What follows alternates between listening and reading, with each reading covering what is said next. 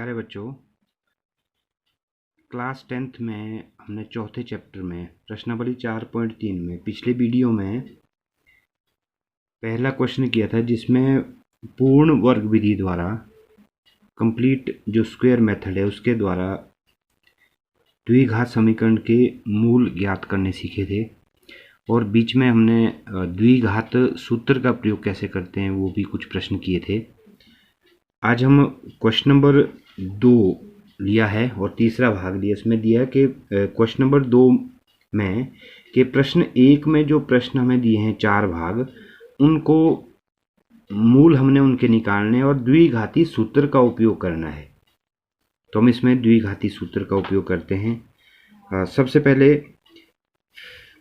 हम इसकी तुलना, जो इसकी जनरल फॉर्म है वो है द्विघात समीकरणों का ax²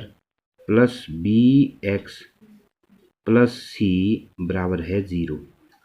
अगर हम इसके साथ अगर हम तुलना करें तो यहाँ पर a की जो वैल्यू है वो है 4, यानी a के स्थान पर यहाँ 4 है, आप देख सकते हैं, और b के स्थान पर यहाँ है 4√3 और c के स्थान पर है यहाँ 3। तो इसका मतलब ये हुआ कि यहाँ पर जो a की वैल्यू है a = 4, b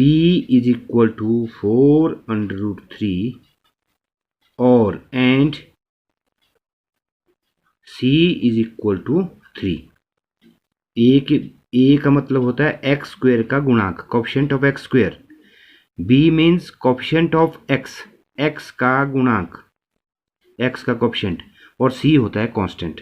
तो a की वैल्यू 4 है, b की वैल्यू 4√3 है, c की वैल्यू 3 है। तो इतना लिखने के बाद हम पहले इसका d निकालते हैं। आपको याद होगा कि d, जिसको हमने कहा था डिस्क्रिमिनेंट, विविक्त कर, इसको अगर हम ज्ञात करें d को, तो इसके लिए हम फॉर्मूला लिखते हैं d = b² - 4ac = b का स्क्वायर, यानी b की वैल्यू हमारे पास है 4√3, 4√3 का square minus 4ac, 4 into a की वैल्यू है 4, इंटू c की वैल्यू कितनी है 3। अगर इसको हम सॉल्व करें तो 4 का स्क्वायर हो गया 16, √3 का स्क्वायर हुआ 3, तो आ जाएगा 16 × 3 = 48। यहाँ पर 4 का स्क्वायर 16 हो गया, यानी इसको अगर हम लिखें तो इसको ऐसे लिख सकते हैं 4√3 × 4√3, यानी 4√3 को 2 बार गुणा करना है, स्क्वायर है। इसमें जो बिना रूट वाली संख्या है 4 और 4 को गुणा करेंगे, 4 × 4 = 16, गुणा √3 को √3 गुणा करेंगे तो 3 आएगा, यानी इस तरह से आ गया है 16 × 3 = 48। तो हमने यहाँ 48 लिखा, माइनस 4 × 4 = 16 × 3 = 48, यानी d की वैल्यू आ गई हमारे पास 0। और आपको याद होगा कि अगर d जो है वो 0 से बड़ा है, हमने 3 शर्तें पढ़ी थी, पिछली बातें आपको याद रखनी पड़ेंगी, तब तक हम ये प्रश्न नहीं कर पाएंगे। d अगर 0 से बड़ा हो तो उस समीकरण के 2 अलग अलग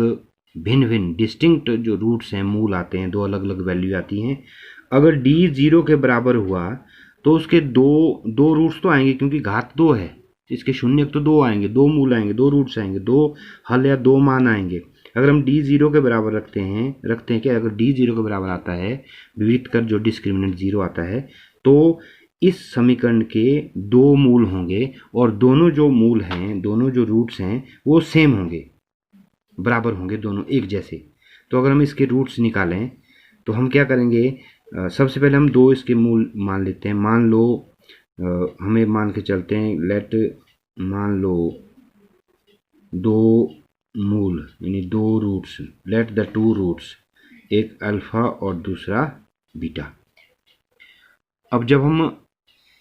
बारी बारी से इनको हम निकालते हैं, पहले अल्फा = जब हम इसका फॉर्मूला लगाते हैं, द्विघाती सूत्र हम जिसको बोलते हैं, -b प्लस d का अंडर-रूट। यहाँ पर कई जगह आप देखेंगे d की जगह लिखा होता है b² - 4ac, तो हमने पहले ही उसको निकाल लिया है, बटा 2a, और यहाँ अगर हम बीटा को लिखें साथ साथ, बीटा इज इक्वल टू कुछ भी नहीं करना हमने, माइनस बी, सिर्फ ये plus d under root d की जगह माइनस डी का अंडर रूट बटा 2a, यानी एक रूट निकालने के लिए, मूल निकालने के लिए प्लस और दूसरे के लिए करना हमने माइनस, इज इक्वल टू, अब हम वैल्यू इसकी भर देंगे, माइनस जब माइनस लगाया, बी की जगह बी की वैल्यू भरी 4 under root 3 plus under root d की जगह डी की वैल्यू भरी क्या 0 बटा 2a, ए की जगह ए की वैल्यू क्या भरी 4, ए का मान 4 है, is equal to -4 under root 3 plus 0 का अंडर रूट तो 0 होगा, ये खत्म हो गया, यहाँ से आगे 0 का अंडर रूट 0 आएगा, 2 चौके 8 इज इक्वल टू, यहाँ से 4 और 8 को भाग दे सकते हम, 4 एकम 4, 4 दूने, यहाँ से हम 8 को भाग दिए ना 2, ये आ गया हमारे पास माइनस अंडर रूट 3 बटा 2, एक रूट तो ये आ गया। इसी तरह से अगर हम यहाँ चले बीटा में दूसरे मूल में, माइनस बी यानी माइनस बी की वैल्यू है 4 under root 3 minus d, d की वैल्यू है 0 का अंडर रूट 2 बटा 2, ए की वैल्यू कितनी है 4, बराबर है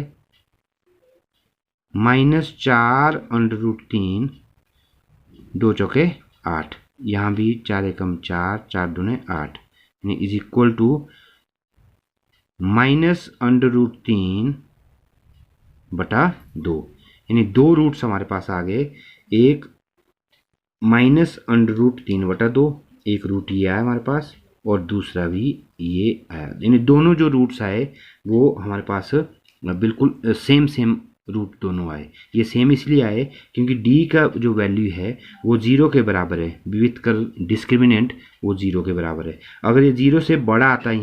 यहाँ 0 नहीं आता, ये d जो है वो 0 से बड़ा आता, 1 आता, 2 आता, कुछ और आता 0 से बड़ा, तो इसके दो जो रूट्स निकलने थे ये अलग अलग होने थे दोनों। इसमें भी एक तीसरी कंडीशन हमने पढ़ी थी, यदि d 0 से छोटा हो यानी d अगर माइनस में हो तो उस समीकरण के कोई भी शून्यक नहीं होते, तो उसके हम कोई भी मूल नहीं निकाल सकते। तो इस तरह से आप 4.3 प्रश्नावली में दूसरे के जो प्रश्न है, दूसरा क्या पहले के 4 भाग हैं, इसमें दूसरे में भी यही करने हैं, तो इन 4 भागों में से बाकी 3 को आप इसी विधि द्वारा जो है इसके मूल आप निकाल सकते हैं। धन्यवाद।